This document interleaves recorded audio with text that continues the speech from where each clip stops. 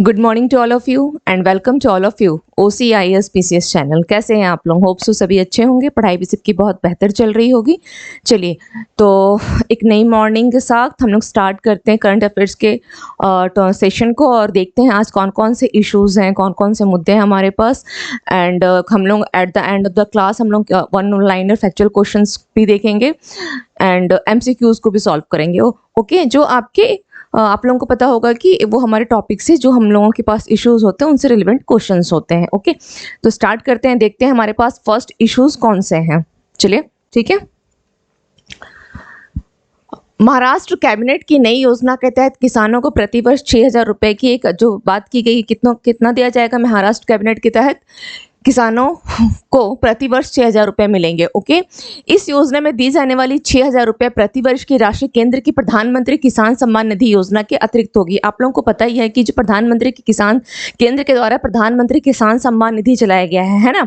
इसकी जानकारी है आप लोगों के पास, क्योंकि केंद्र के द्वारा क्या चलाई जा रही है? प्रधानमंत्री किसान सम्मान निधि योजना, यानी PM किसान। ओके, ये किसके द्वारा चलाया जा रहा है? ये जो योजना है वो केंद्र के द्वारा चलाई जा रही है। और अब इस योजना में अभी क्या किया गया? ये तो केंद्र के द्वारा है। महाराष्ट्र गवर्नमेंट जो महाराष्ट्र गवर्नमेंट है, इसने क्या किया है? इसने इसके अलावा, मतलब ये इसके साथ जुड़ा हुआ नहीं है, अतिरिक्त है ये। इसके अतिरिक्त इसने 6,000 रुपए प्रतिवर्ष की राशि देने की इसने भी क्या की है? घोषणा की है। ओके, किसानों को दिया जाएगा। अब देख सकते हैं, सबसे पहले महाराष्ट्र की यहाँ पर हम बात कर लेते हैं। महाराष्ट्र का CM कौन है? एकनाथ शिंदे। ओके, एकनाथ शिंदे। ओके, ये कौन है? CM है महाराष्ट्र के। ठीक है, अब इन्होंने क्या किया? 6,000 रुपए की घोषणा कर दी। तो यहाँ पर केंद्र के द्वारा जो PM किसान सम्मान निधि योजना चलाई जा रही है, इसकी घोषणा कब हुई थी? तो इसकी घोषणा हुई थी 1 फरवरी 2019 में। ओके, इसकी घोषणा हुई थी 1 फरवरी 2019 में। लेकिन ये स्टार्ट कब से हुआ था? 24 फरवरी 2019 से। ओके, तो ध्यान रखिएगा, ये जो 1 फरवरी 2019 है, ये घोषणा की गई थी कि ऐसा कुछ चलाया जा रहा है। बट ये आरंभ कब हुआ था? 24 फरवरी से। 24 फरवरी से यह आरंभ हुआ था। ओके, और इसके तहत क्या है? इसके अंतर्गत क्या है? सुविधा क्या है इसके अंतर्गत? कि जो लघु और सीमांत किसान होते हैं, कौन? जो लघु एवं सीमांत किसान, जैसे जिनके पास, आप किसे बोल सकते हैं? सीमांत किसान, जिनके पास करीब जो जमीन होती है, जमीन जो होगी वो कितनी होगी? जमीन जो होगी वो आपके 2 हेक्टेयर या 4.9 एकड़ से कम, इससे कम से कम। ठीक है, ऐसे किसानों को ही क्या होता है? जो ये प्रधानमंत्री किसान सम्मान निधि योजना है, इसके तहत लाभ प्रदान किया जाता है। अब नेक्स्ट देख लेते हैं कि इसमें महाराष्ट्र कैबिनेट ने पर्यटन क्षेत्र में भी, ओके, ये तो चलिए होगा किसानों के लिए। तो महाराष्ट्र गवर्नमेंट की एक और उन्होंने क्या किया है कि जो पर्यटन क्षेत्र है, पर्यटन यानी जो टूरिस्ट वाला है, उसमें भी महिलाओं को सशक्त बनाने के लिए, ओके, क्या है? महिलाओं को सशक्त बनाने के लिए आई ओके, आई मीन्स क्या होता है? अगर आप देखेंगे मराठी लैंग्वेज में तो आई मीन्स माँ।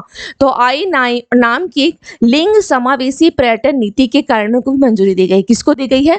आई मीन्स मराठी लैंग्वेज में क्या होता है? आप लोगों ने इतना तो जानकारी आजकल सभी को हो जाता है, देखते ही हैं, मूवीज वगैरह देखते ही हैं, या फिर आजकल इतने सारे रील्स ब्लॉग्स जो भी आते हैं, तो उसमें आई मतलब क्या होता है? या क्राइम पेट्रोल सीरियल देखिए, अगर क्राइम पेट्रोल सीरियल वगैरह देखते हैं तो आई का मतलब होता है माँ। ओके, तो महिलाओं को सशक्त करने के लिए एक आई नाम की एक अन्य पहल है, ये एक अलग है जो महाराष्ट्र गवर्नमेंट पर्यटन क्षेत्र में कर रही है। ठीक है, महिलाओं को सशक्त करने के लिए लिंग समावेशी पर्यटन नीति के कार्यान्वयन को भी मंजूरी दी है। ओके, यहाँ पर एक चीज और ध्यान दीजिएगा कि महाराष्ट्र महाराष्ट्र कैबिनेट ने ये फैसला लिया है किसानों को प्रतिवर्ष। तो अभी वर्तमान में जो आपके केंद्रीय जो किसान मंत्री हैं, ओके, कौन है? किसान कल्याण मंत्री कौन है वर्तमान में? केंद्रीय किसान। चलिए मैं देखती हूँ नेक्स्ट स्लाइड में अगर हो तो। चलिए यहीं पे मैं लिख देती हूँ। ठीक है, यहाँ पे ध्यान रखिएगा, अभी वर्तमान में कौन है? नरेंद्र सिंह तोमर। ओके, नरेंद्र सिंह तोमर जो है आपके, वो क्या है? नरेंद्र सिंह तोमर, ये क्या है? केंद्रीय कृषि एवं किसान कल्याण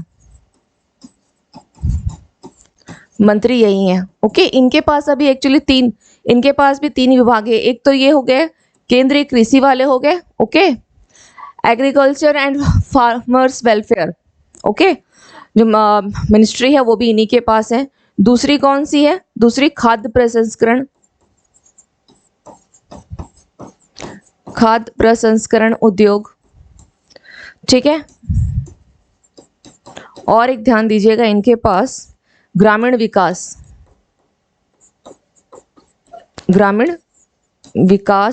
एवं पंचायती राज, ये भी मंत्रालय किनके पास है? ये भी मंत्रालय नरेंद्र सिंह तोमर के पास है। ओके, तो ये कुछ पॉइंट्स है जो ध्यान दीजिएगा। हाँ, अब मैंने अभी आपको बताया कि जो महाराष्ट्र गवर्नमेंट क्या कर रही है, वहाँ पे महिलाओं के लिए भी, उनको भी सशक्त करने के लिए तो कुछ पर्यटन स्थलों पर, ओके, एक तो हो गई कि आई नाम की वो पहल हो गई। दूसरा क्या है, जो कुछ स्थलों पर महिला बाइक और टैक्सी सेवा भी शुरू करने को भी मंजूरी दे दी है। ओके, कुछ पर्यटन स्थल पर ऐसे कुछ टूरिस्ट प्लेस होंगे जहाँ पे महिला बाइक और टैक्सी सेवा भी स्टार्ट करने की मंजूरी मिल गई है। ओके, चलिए नेक्स्ट इश्यूज देख लेते हैं। नेक्स्ट इश्यूज क्या है? अराकू कॉफी और काली मिर्च को एपीडा से जैविक प्रमाणीकरण प्राप्त हुआ है। किसे?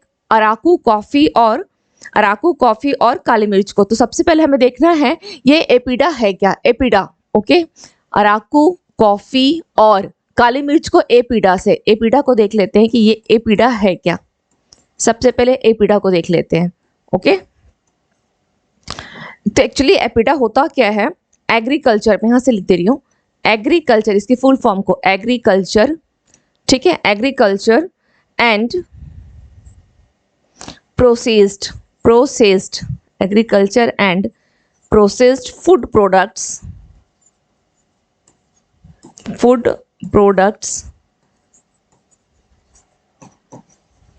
Export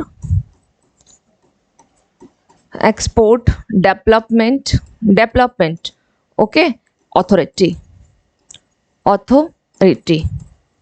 clear? Agriculture and processed food products export development authority. Okay, अगर मैं इसे हिंदी में लिखूँ, हिंदी में अगर इसे लिखा जाए, अगर इसे मैं हिंदी में लिख देती हूँ कि और एपीडा का इसे ही हिंदी में लिख देती हूँ, कृषि और प्रसंस्कृत, ओके, प्रसंस्कृत खाद्य उत्पाद निर्यात विकास प्राधिकरण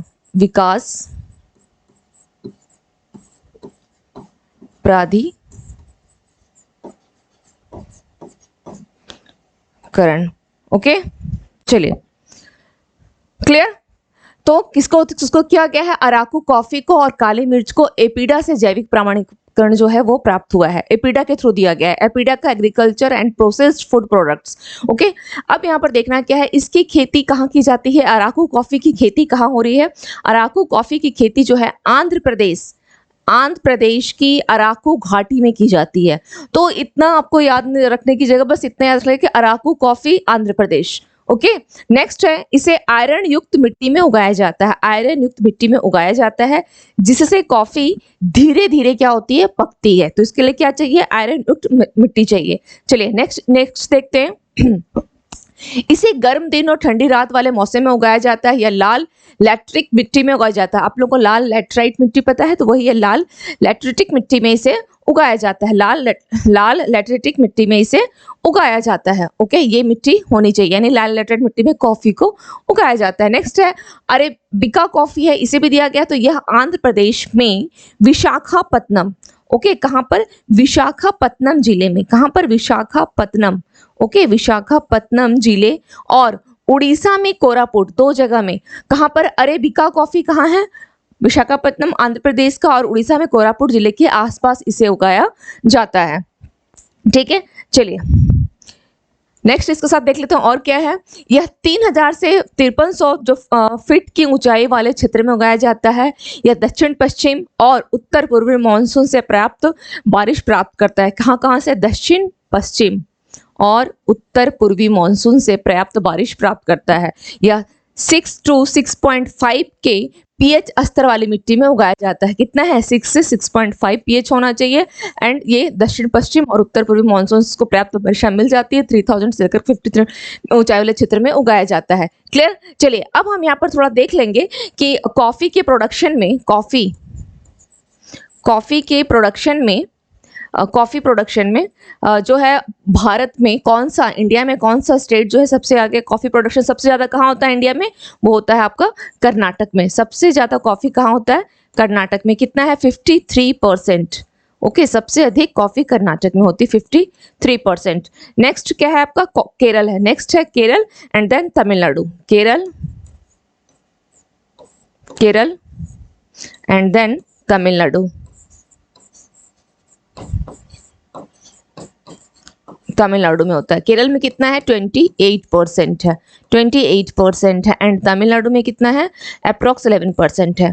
ठीक है, ये तो हो गई हमारे भारत में सबसे ज़्यादा प्रोडक्शन कॉफ़ी की कहाँ होती है। अगर विश्व में पूछेगा तो, अगर वर्ल्ड लेवल पे, वैश्विक स्तर पे पूछ ले, अगर इसे वर्ल्ड में पूछ ले तो कहाँ होगा? ब्राज़ील में सबसे अधिक कॉफ़ी होती है। ठीक है, एक चीज़ आप बताएं आप लोग, ये तो हो गई कॉफ़ी की बात। मैंने आप लोगों को बाजरा से संबंधित भी क्लास में मैंने बताया है। ठीक है, कि सबसे ज़्यादा बाजरा भी कहाँ होता है, ये चीज़ में मैंने बताया था। क्योंकि इस साल यानी 2023 को यूएन की तरफ से क्या मनाया जा रहा है? इंटरनेशनल मिलेट ईयर घोषित किया गया है। ओके, मोटे अनाज का वर्ष घोषित किया गया है। तो इसके साथ थोड़ा सा बाजरा के बारे में भी यहाँ पे लिख लें, काम आ जाएगा। बाजरा को लेकर के भी लिख लें आप लोग। ओके, बाजरा सबसे अधिक कहाँ होता है? सबसे अधिक बाजरा राजस्थान में है। ओके, राजस्थान में है। एंड उसके बाद Karnataka. Okay, and last third one आपका महाराष्ट्र है। ओके, एंड यूएन ने क्या किया है बाजरा को? यूएन इंटरनेशनल मिलेट ईयर घोषित किया है। ओके, किसको? 2023 को। क्लियर? इससे संबंधित इतने न्यूज हैं आपके पास। ओके, इससे संबंधित इतना ही न्यूज है। क्लियर? एपिडा क्लियर हो गया है। एपिडा का फुल फॉर्म मैंने बता दिया आप लोगों को। एपिडा मैंने बता दिया है, इसको भी ध्यान रखिएगा। एपिडा को भी, है ना, एपिडा को भी मैंने बता दिया है। एपिडा के द्वारा क्या दिया गया है? जैविक प्रमाणीकरण जो है प्राप्त हुआ है। ओके, चलिए नेक्स्ट इश्यूज देख लेते हैं। नेक्स्ट इश्यूज क्या है? DGCA। ओके, DGCA, ठीक है, ने हेलीपोर्ट लाइसेंस देने की प्रक्रिया को सरल बनाया। किसने? DGCA ने। चलिए DGCA का फुल फॉर्म देखते हैं आगे क्या है, इसमें कौन सा इश्यूज है, इसके साथ देख लेते हैं हम लोग। इससे पहले क्या होता था? इसने लाइसेंस देने की जो प्रक्रिया को सरल बनाया है, तो हम पहले जान लेते थे कि पहले क्या चल रहा था, मतलब किस तरह से पहले लाइसेंस बनाया जाता था। ओके, इसने तो अभी सरल बनाया है, तो इसकी प्रोसेस क्या था? तो इसकी प्रोसेस होती क्या थी कि लाइसेंस का आवेदन करने के लिए पहले क्या होगा? सबसे पहले किसके पास जाना होगा? तो गृह मंत्रालय के पास जाएगा, फिर रक्षा मंत्रालय, फिर पर्यावरण और वन मंत्रालय, airport authority of India and at the last स्थानीय प्रशासन से एनओसी लेनी पड़ती थी। एनओसी कहाँ से लेनी पड़ती थी?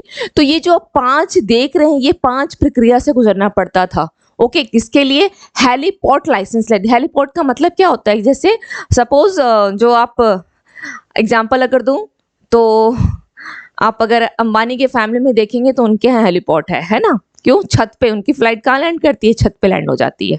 ओके, जो हेलीकॉप्टर वगैरह कहाँ आती है? छत पे लैंड हो जाती है। तो हेलीपोर्ट समझ गए?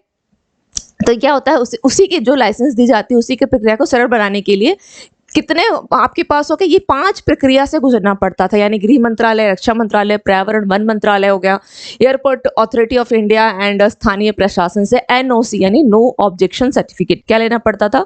एनओसी यानी no objection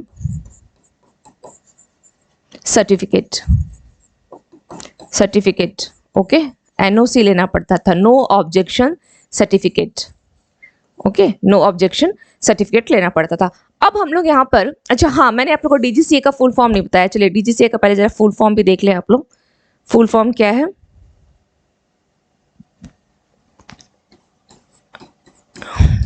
directorate general. Okay, director general of civil aviation. Okay, director general of civil aviation. Clear? चलिए, तो अब ये क्या होगा, ये सारे प्रोसेस से गुजरने पड़ते हैं। तो इसी के लिए अब इसको क्या किया गया है, इसको एक सरल बना दिया गया। सरल कैसे बना दिया गया है हम लोग देखते हैं, नेक्स्ट स्लाइड में देखते हैं क्या है। अब ये 5 जो बाहरी संगठन है, ओके, इन 5 बाहरी संगठनों से एनओसी या क्लियरेंस, एनओसी हो या क्लियरेंस हो, इसको लेने की जगह अब आपको क्या करना है, इस एनओसी की जगह, एनओसी यानी नो ऑब्जेक्शन सर्टिफिकेट हो या क्लियरेंस हो, क्लियरेंस, इसकी जगह अब आपको क्या करना है, आवेदन क्या करें, केवल एक पोर्टल का यूज होगा, केवल एक ही टैब के माध्यम से आप क्या कर सकते हैं, इसको भेज सकते हैं। अब डीजीसीए क्या करता है, सतह स्तर के साथ साथ, सतह स्तर यानी आपका जो हेलीपोर्ट होता है वो क्या होगा, हेलीपोर्ट आपके जमीन में, सतह स्तर जमीन में तो हेलीपोर्ट बनता ही है, जमीन स्तर के साथ साथ इमारतों की ऊंचाई, जिसमें आप ले सकते हैं एग्जाम्पल अंबानी के छत के ऊपर। ओके, इमारतों की ऊंचाई, अगर आप अंबानी जी के वो देखेंगे क्या, इतना तो पता ही आप लोग है कि नहीं, सब कोई जानते हैं कि उनके घर की कोई, हम लोग बात कर ही नहीं सकते हैं, तो उनके घर पे क्या बना हुआ है, कितनी मंजिलें हैं, और उनके घर पे ही, उनके छत पे क्या है, हेलीपोर्ट बना हुआ है। तो होता क्या है, जनरली जो हेलीपोर्ट है वो जमीन नीचे लेवल पे बनता है, लेकिन अगर आपको ऊंचाई पे बनाना हो, यानी इमारतों की ऊंचाई पर या छतों पर, तो हेलीपोर्ट के लिए हेलीपोर्ट लाइसेंस प्रदान करता है। डीजीसीए का यही काम है। ओके, सतह स्तर के साथ साथ ऊंचाई पर भी। एक व्यक्ति जो लाइसेंस या प्राधिकरण प्राप्त करना चाहता है, उसे जीसीए पोर्टल के माध्यम से अब एक ऑनलाइन आवेदन करना होगा, यानी इतने सारे प्रक्रिया से नहीं गुजरना होगा। ईजीसीए यानी, ईजीसीए का मतलब क्या हो गया, ईजीसीए का मतलब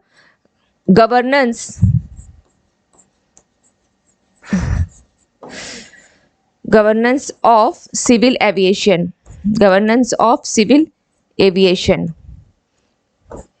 governance of civil aviation. Okay, governance of civil aviation. Clear? चलिए, ईजीसीए केवल एक ही पोर्टल होगा अब इलेक्ट्रॉनिक जो होती है आपकी, है ना, ईजीसीए केवल एक ही अब होगा, governance of civil aviation. Clear?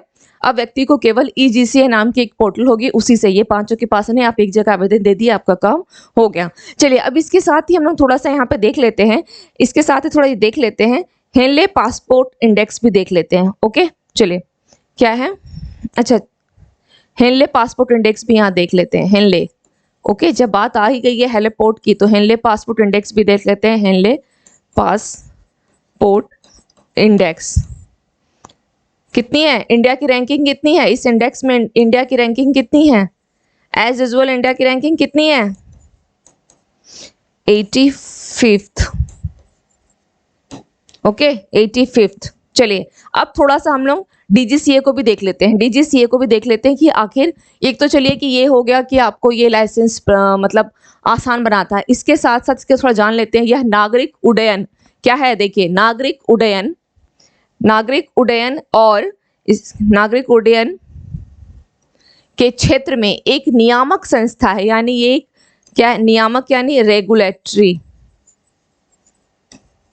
Regulatory body. Okay, नियामक यानी क्या होता है, रेगुलेटरी बॉडी है।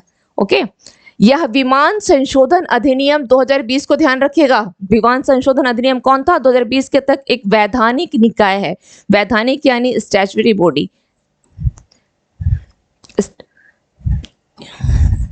Statutory body. ओके, वैधानिक निकाय है, स्टैट्यूटरी बॉडी है। क्लियर? वैधानिक निकाय, ठीक है। यह नागरिक उड्डयन के क्षेत्र में एक रेगुलेटरी बॉडी है और विमान संशोधन अधिनियम 2020 के तहत यह एक स्टैट्यूटरी बॉडी है, वैधानिक निकाय बन गया है। यह नागरिक उड्डयन क्षेत्र में सुरक्षा के मुद्दों से निपटने के लिए, इसका बेसिकली क्या काम है, सुरक्षा के मुद्दों से निपटने के लिए मुख्य रूप से जिम्मेदार है। ठीक है, सुरक्षा के मुद्दों से निपटने के लिए यह मुख्य रूप से जिम्मेदार है, सुरक्षा के मुद्दों से निपटने के लिए। इसके साथ ही क्या देख लेते हैं, यह private pilot licence, private pilot, okay, private pilot licence और कॉमर्शियल पायलट लाइसेंस जैसे एविएशन से जुड़े लाइसेंस जारी करता है, प्राइवेट हो या आपका वो कमर्शियल हो। विक्रम देव दत्त वर्तमान में कौन है, डीजीसीए के वर्तमान महानिदेशक कौन है, विक्रम देव दत्त। अब इसके साथ जब ये नाम आ गया है तो इसके साथ सीबीआई कौन है, सीवीसी कौन है और सीएजी कौन है। और इसी वीक में मैंने आप लोगों को एवरीडे मैंने आप लोगों को रिमेम्बरिंग जो है करवाती हूँ एवरीडे। तो सीबीआई के कौन है, सीबीआई के कौन है, इसलिए मैं बोलती हूँ अगर आप लोग लाइव क्लास होते तो बहुत सही होता।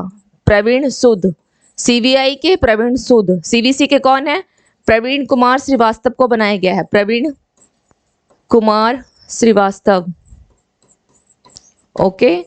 एंड कैग, कैग के कौन है, कैग के गिरीश चंद्र मुर्मू। ये कैग के साथ साथ ये और क्या है, गिरीश चंद्र मुर्मू, और कैग के साथ साथ और क्या है, मुर्मू कैग के साथ साथ और क्या है, external auditor of the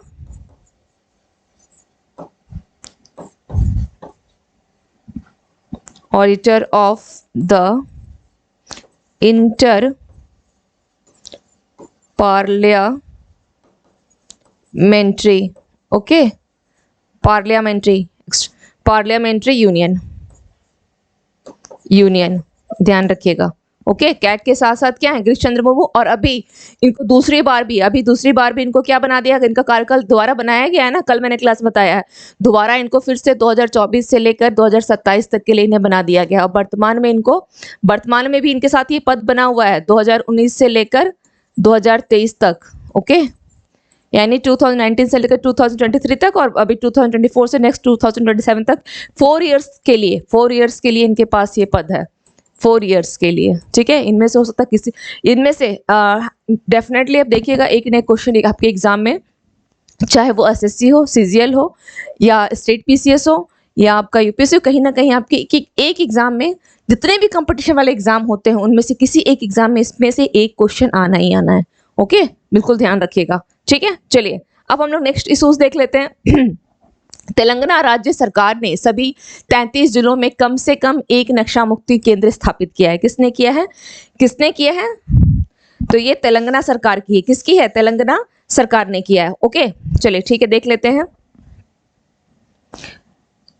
colours को लेके चेंज करना अलग अलग बहुत, ये भी एक हेडेक ही है ना। 33 जिलों में, कितने जिलों में तेलंगाना सरकार ने किया है? 33 जिलों में कम से कम क्या होगा? एक नशा मुक्ति केंद्र स्थापित किया जाएगा। ओके, तो ये एक one kind of objective question ही, इससे ज्यादा और कुछ नहीं है। ओके, चलिए नेक्स्ट।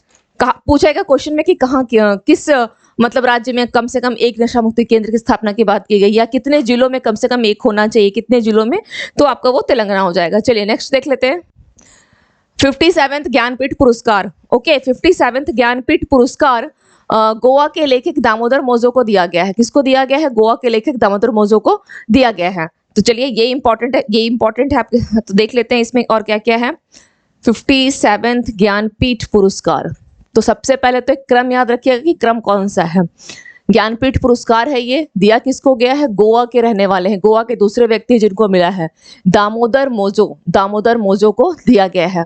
ठीक है, अब इसके बारे में थोड़ा जानकारी ले लेते हैं। यह एक साहित्यिक पुरस्कार है। Very good. क्या है? यह एक जो ज्ञानपीठ पुरस्कार है वो क्या है? एक साहित्यिक पुरस्कार है। जो कभी कभी तो ये होता है कि हम लोग पूरा रट लेते हैं ज्ञानपीठ पुरस्कार के बारे में, किसको मिला है, कहाँ के रहने वाले व्यक्ति, लेकिन यही नहीं पता होता है कि वो साहित्यिक पुरस्कार है ना। तो ध्यान रखिएगा, बहुत सारे स्टूडेंट्स ऐसे भी होते हैं जिनको यही नहीं, ज्ञानपीठ तो है लेकिन साहित्यिक पुरस्कार माना जाता है, उसको ये भी नहीं पता होता है। तो इसको ध्यान रखिएगा, क्या है? यह एक साहित्यिक पुरस्कार है जो साहित्य में उत्कृष्ट योगदान के लिए हर साल भारतीय ज्ञानपीठ द्वारा प्रदान किया जाता है। ओके, चलिए इसके साथ और क्या देख लेते हैं। यह पुरस्कार भारतीय संविधान में कितनी भाषाओं को मान्यता दिया गया है? भारत के संविधान में आप जानते हैं कि 22 भाषाओं को मान्यता दिया गया है।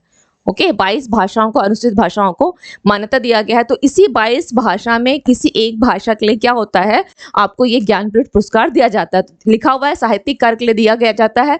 पहला पुरस्कार 1965 में प्रदान किया गया था, पहला 1965 में दिया गया था। इसके साथ और देख लेते हैं क्या है। मोज़ो के प्रसिद्ध उपन्यास, ओके, कौन सी थी? कारमेलिन। ओके, मोज़ो की प्रसिद्ध उपन्यास कारमेलिन को 1983 में साहित्य अकादमी पुरस्कार मिला था, कारमेलिन को। 1981 में यह उपन्यास प्रकाशित हुआ था, 1981 में। और कौन कौन सी भाषा में? हिंदी, मराठी, अंग्रेजी, पंजाबी, सिंधी, तमिल, उड़िया और मैथिली भाषाओं में क्या किया? इसका अनुवाद किया गया। ओके, मैथिली भाषा में अनुवाद हुआ।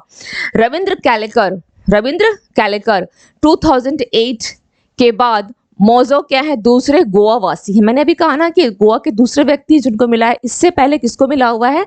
रविंद्र कैलकर को 2008 में मिल चुका है, जिन्हें ज्ञानपीठ पुरस्कार मिला है। क्लियर? नेक्स्ट देख लेते हैं। नेक्स्ट क्या है? कंबोडिया के राजा कौन है? नोरोडोम। कंबोडिया के राजा कौन है? नोरोडोम सिंह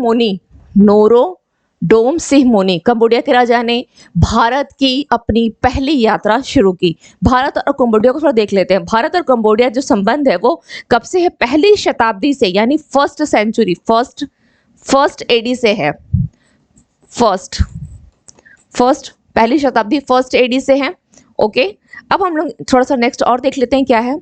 भारत और कंबोडिया के बीच में सांस्कृतिक और आर्थिक संबंध तो हैं, क्योंकि कोई भी अगर हमारे देश से जुड़ रहा है तो कहीं ना कहीं उसका एक कहा जाता है अमूमन की सांस्कृतिक भी एक जुड़ा होता है, आर्थिक रूप से भी जुड़ा होता है।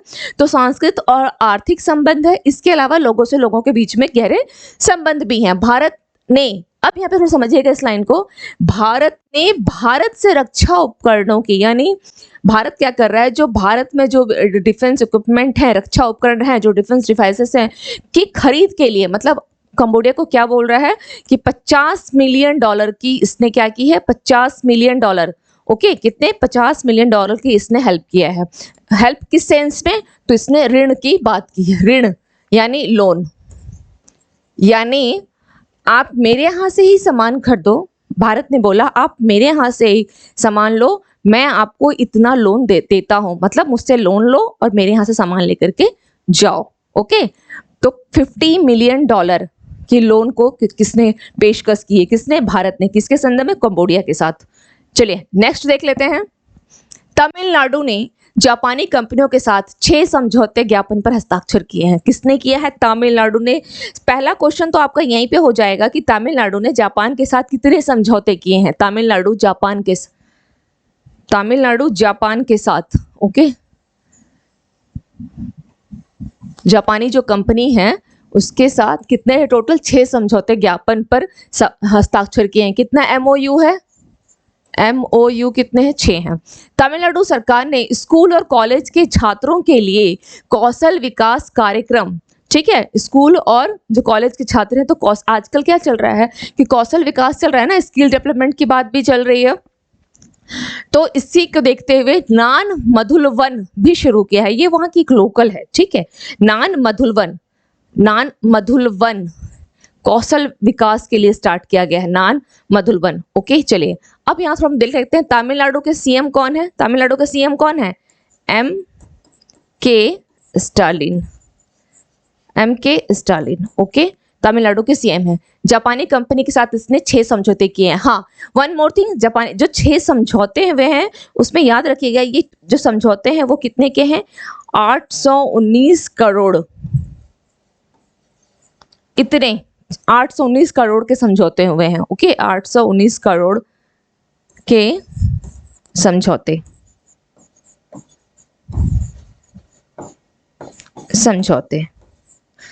ठीक है, चलिए क्लियर हो गया। अब नेक्स्ट देख लेते हैं, नेक्स्ट इश्यूज क्या है देख लेते हैं।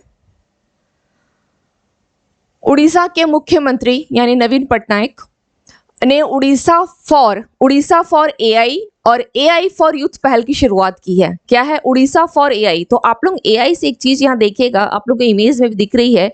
AI का मतलब क्या होता है? Artificial intelligence. ये इमेज में दिख रहा है ना, artificial intelligence. Okay, AI, AI ये इमेज में क्लियर दिख रहा है। इमेज में किसने किया है? उड़ीसा के बहुत क्लियर लिखा हुआ है कि उड़ीसा के मुख्यमंत्री कौन है? नवीन पटनायक है। और कल भी मैंने एक चीज आप लोग को बताया था, एक फैक्ट इसके साथ, कि उड़ीसा में एक योजना चलाई जा रही है, मो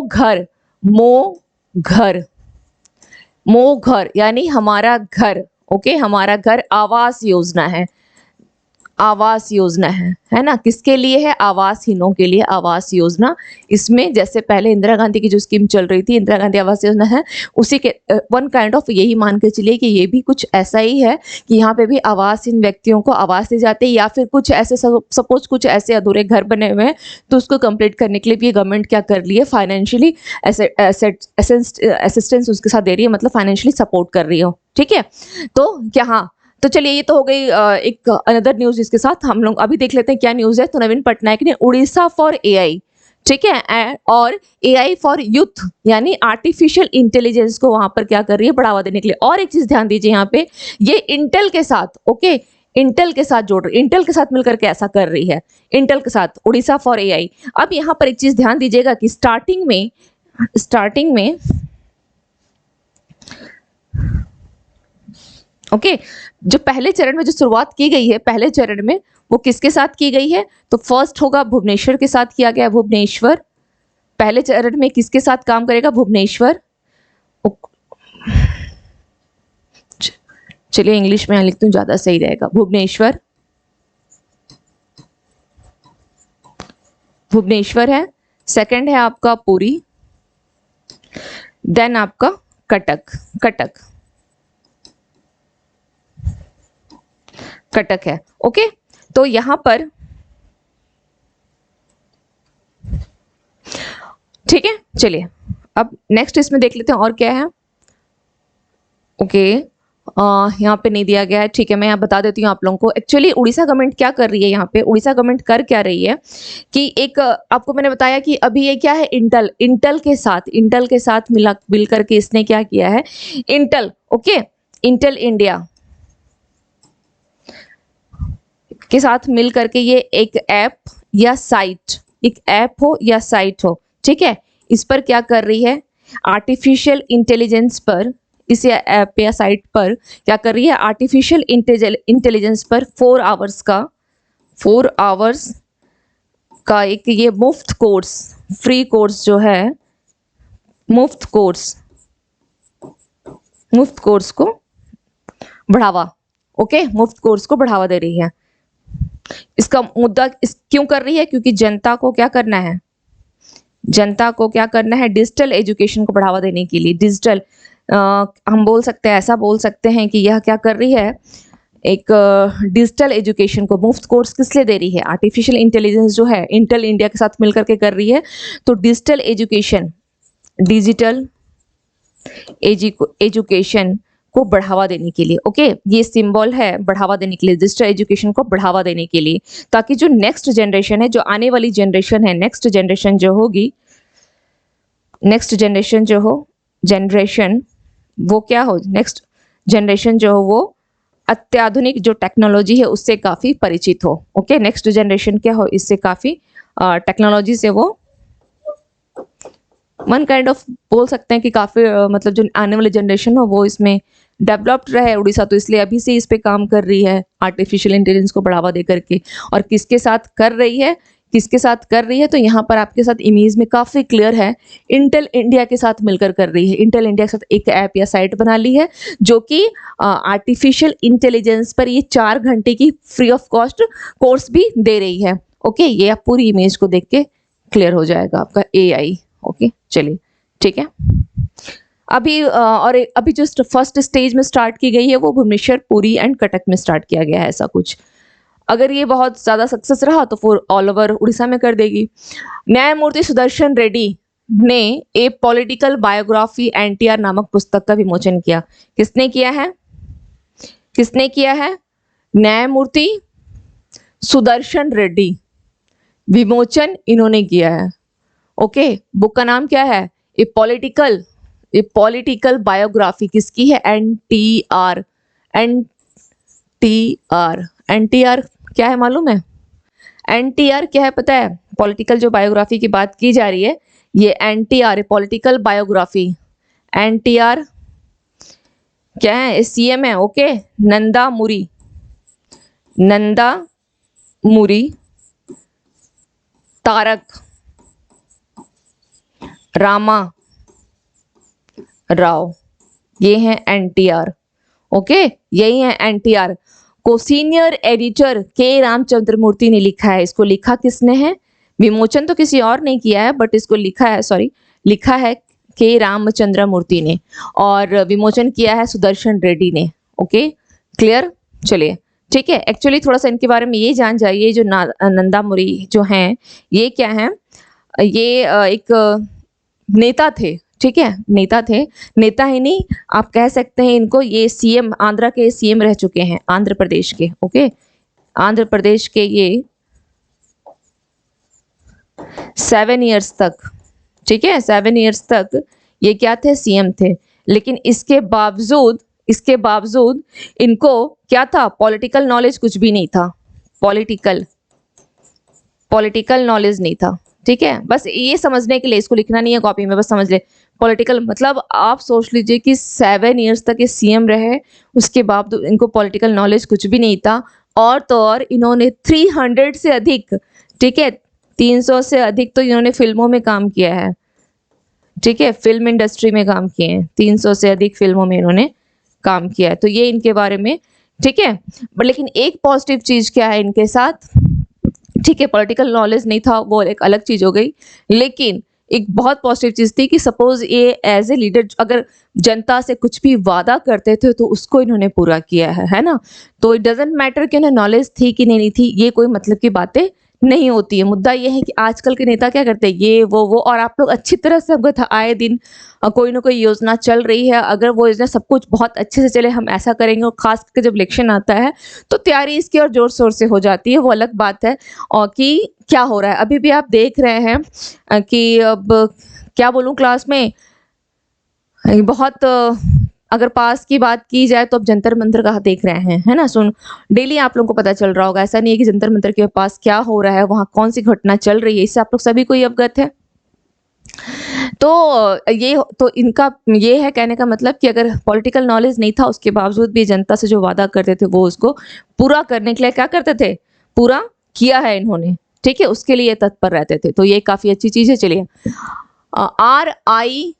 RINL, क्लियर? RINL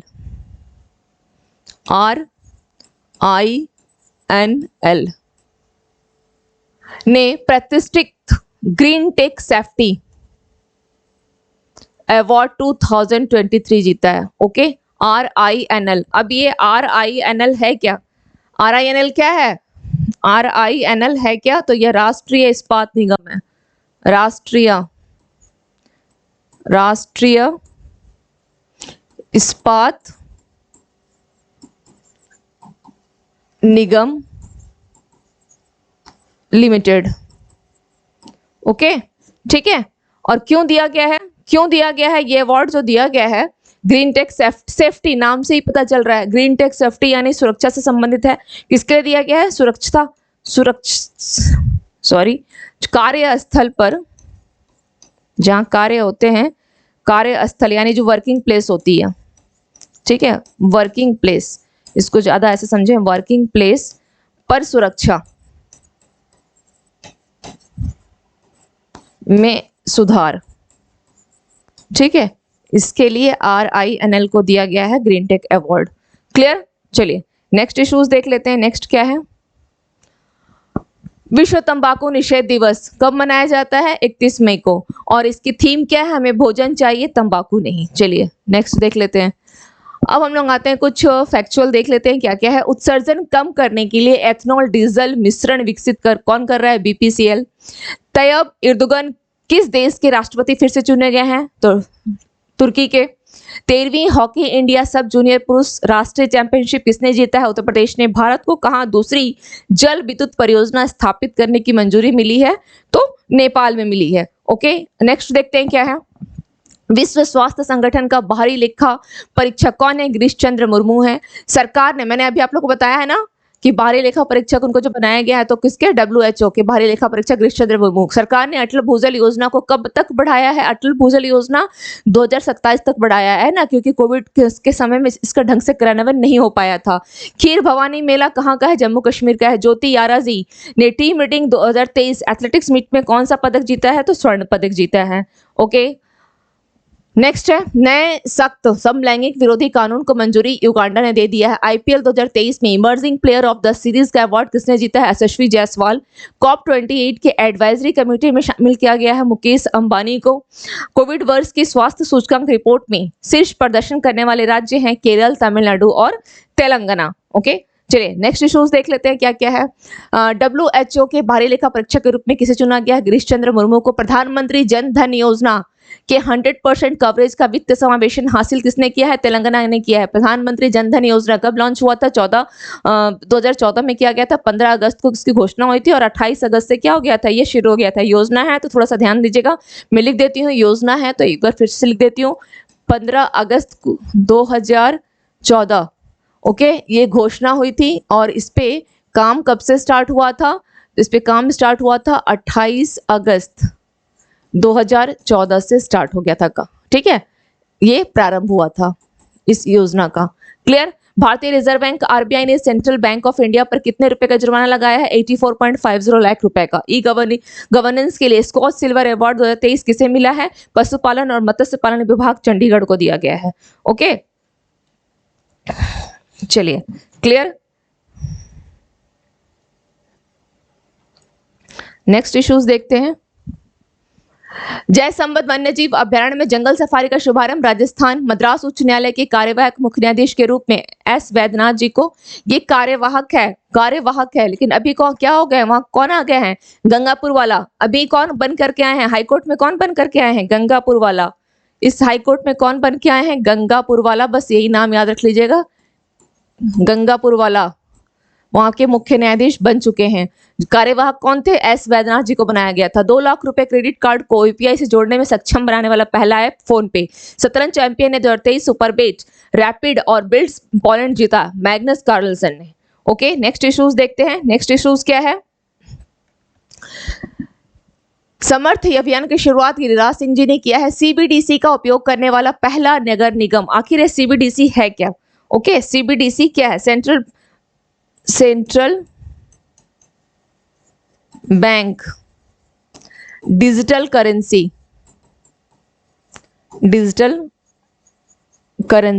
ओके, इसको उपयोग करने वाला पहला नगर निगम कौन है? पटना बन गया। RBI ने कॉसमस कोऑपरेटिव बैंक और किस बैंक के विलय को मंजूरी दी? मराठा सहकारी बैंक को। GCC क्या है? गिरिजन सहकारी निगम विशाखापत्तनम। ठीक है, विशाखापत्तनम। मैंने आप लोगों को आज पत्तनम मैंने आप लोगों को अरावको कॉफी वगैरह के बारे में बताया था, है ना, अरावको कॉफी। तो यही जो एपडा के थ्रू जो दिया गया है जैविक प्रमाणीकरण, तो किसको दिया गया है? इसी गिरिजन सहकारी निगम विशाखापट्टनम को प्रदान किया गया है। तो GCC की अराकू कॉफी को जैविक प्रमाण पत्र मिला है। कहाँ की है? आंध्र प्रदेश राज्य की। ठीक है, अराकू है, अरावाकू है, तो इन सबको जो दिया गया ये उसी से रिलेवेंट है। अब है घरेलू अंतरिक्ष प्रक्षेपण यान KSLV-2 नूरी को लॉन्च किया गया है। अब KSLV तो दक्षिण कोरिया। तमिलनाडु सरकार ने ऑटोमोबाइल प्लांट के लिए समझौता किया है जापान देश के साथ। कितने समझौते हैं? 6 समझौते हैं। ओके, चलिए अब हम लोग लास्ट में देख लेते हैं MCQs कौन कौन से आज हमारे पास। तमिलनाडु ने जापानी कंपनियों के साथ कितने MOU पर समझौता किया है? तो 6 MOU पर समझौता किया है। नेक्स्ट स्लाइड में हम लोग देख लेते हैं। नेक्स्ट क्या है? 57th ज्ञानपीठ पुरस्कार से गोवा के लेखक डैश को सम्मानित किया गया है। Nilmani Phookan junior, Akkitham Achuthan Namboothiri, Krishna Sobti and Damodar Mauzo. तो किसको किया गया है? दामोदर मोजो को किया गया है। नेक्स्ट क्वेश्चन, किस देश के राजा ने 29 से 31 मई 2023 तक भारत का दौरा किया, तो आंसर क्या हो जाएगा? कंबोडिया के राजा ने किया है, कंबोडिया के राजा ने किया है। नेक्स्ट क्वेश्चन, निम्नलिखित में से कौन सा कथन सही है? पहले चरण में भुवनेश्वर, पुरी और कटक में Orissa for AI and AI for youth, ये जो पहल लागू की जाएगी, ठीक है, फर्स्ट स्टेटमेंट तो यही है, फर्स्ट स्टेटमेंट यही है, ठीक है। उड़ीसा फॉर एआई इंटेल के द्वारा, किसके द्वारा? इंटेल इंडिया, इंटेल इंडिया ये डाटाबेस तैयार कर, इंटेल इंडिया द्वारा अपने ऐप या साइट पर क्या कर रही है? एआई पर 4 घंटे का मुफ्त कोर्स दे रही है, 4 घंटे का, ओके, डिजिटल एजुकेशन को बढ़ावा देने के लिए। तो दोनों स्टेटमेंट जो है क्या है? दोनों स्टेटमेंट सही है, ए और दो दोनों सही है। चलिए, डीजीसीए ने, किसने? डीजीसीए ने, ओके, डायरेक्टर जनरल और सिविल एविएशन ने देने की प्रक्रिया को सरल बना दिया है। हेलीपोर्ट लाइसेंस, वाणिज्यिक पायलट लाइसेंस, निजी पायलट, तो इसमें से क्या हो जाएगा राइट आंसर? इसमें से राइट आंसर हेलीपोर्ट लाइसेंस को, हेलीपोर्ट लाइसेंस। नेक्स्ट क्वेश्चन देख लेते हैं। महाराष्ट्र सरकार ने किसानों के लिए एक नई योजना शुरू की है, जिसके तहत राज्य में 1 करोड़ से अधिक किसानों को सालाना कितने रुपए दिए जाएंगे? तो 6,000 रुपए देने की बात की है, 6,000 रुपए दिए जाएंगे। और ये अतिरिक्त है जो प्रधानमंत्री किसान सम्मान निधि योजना दी जा रही है, उसके अलावा ये दिया जा रहा है महाराष्ट्र गवर्नमेंट के द्वारा, जो हर 3 महीने पे सेम प्रोसेस है, जैसे उसमें दिया जाता है एवरी 3-4 मंथ्स में 2,000 रुपए दिए जाते हैं, इसमें भी वैसे ही है। तेलंगाना राज्य सरकार ने राज्य के कितने जिलों में कम से कम 1 नशा मुक्ति केंद्र स्थापित किया है? तो राज्य कितने? तो यहाँ पे आंसर हो जाएगा 33, ठीक है। महाराष्ट्र के कांग्रेस सांसद बालू उर्फ सुरेश धनोरकर का निधन हो गया है। उन्हें डैश लोकसभा क्षेत्र से कांग्रेस में सांसद के रूप में चुना गया था, तो आंसर क्या हो जाएगा? इसमें होगा चंद्रपुर, चंद्रपुर हो जाएगा, ओके। अगर कुछ सपोज कुछ फैक्चुअल अगर छूट भी जाती है ना, तो मैं आपको करवाती ही हूँ कि कहीं ना कहीं आपको मिल जाएगा। दूसरी चीज क्या है ना, जिस क्लास में अगर आप कंसेप्ट के से पढ़ेंगे तो कंसेप्ट में क्या होता है, कॉन्सेप्ट तो क्लियर हो ही जाएगा, उसके साथ साथ मेन इसकी जो फैक्चुअल चीजें हैं वो भी तैयार हो जाएगी, ठीक है। तो ये पॉलिटिकल बायोग्राफी एनटीआर के लेखक कौन है? एनटीआर के लेखक पूछा है ना, कि विमोचन किसने किया नहीं पूछा है, तो K Ramachandra Murthy. And the last question of today's class, निम्नलिखित में से किसे एपिडा से जैविक प्रमाणन प्राप्त हुआ है? किसे? अराकू कॉफी को, किसे हुआ है? अराकू कॉफी को। चलिए, तो ये हो गई आज की सीरीज की 10 क्वेश्चंस कंप्लीट हो गए, आज की सीरीज के 10 क्वेश्चन कंप्लीट हो गए।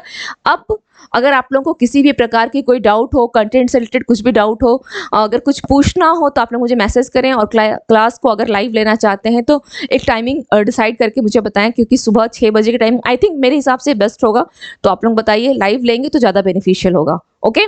और आपकी अपनी क्लास है, इसमें और भी किसी प्रकार से क्लास को और चाहते हैं कि नहीं कुछ और मैटर ऐड हो जाए, या कुछ और इश्यूज हो, और समझना चाहते हो कुछ, जैसा भी आपको लगे व्हाटएवर, तो आप मुझे कमेंट सेक्शन में मैसेज जरूर करके बताएं, ओके।